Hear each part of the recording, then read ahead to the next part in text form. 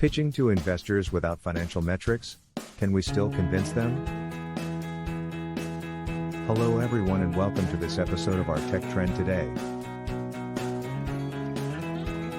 where we follow a startup founder as they attempt to pitch their business idea to a group of investors, despite not having any financial metrics to show. Let's see if they can convince the investors to invest in their idea. We see the founder preparing for the pitch, practicing their pitch deck, and strategizing how to make their idea stand out. The founder knows that they don't have any financial metrics to show, so they focus on highlighting their unique approach to solving a pressing problem and the potential market for their product. We also get to see the founder's nerves and doubts as they wonder if they can really convince the investors without any financial data to back up their idea. Now it's time for the actual pitch. The founder stands in front of the investors and begins their presentation. The investors listen carefully, asking tough questions and challenging the founder on various aspects of the business.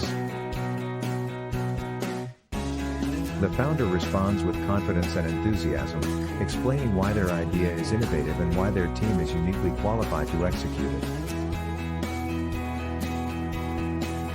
Despite not having any financial metrics to show, the founder uses visuals and storytelling to make their pitch more engaging and memorable.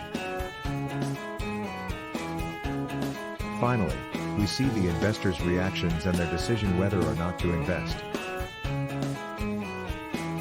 The founder is nervous as the investors deliberate, wondering if they made a strong enough case without financial metrics. And then, the investors announce that they're impressed with the founder's pitch and they want to invest in the idea. The founder is overjoyed and relieved, knowing that their hard work and preparation paid off. Well, there you have it folks. Even without financial metrics, a compelling pitch can still convince investors to invest in your idea. We hope you enjoyed this episode and learned something new about entrepreneurship and the investor pitch process. Don't forget to subscribe to our channel for more episodes like this.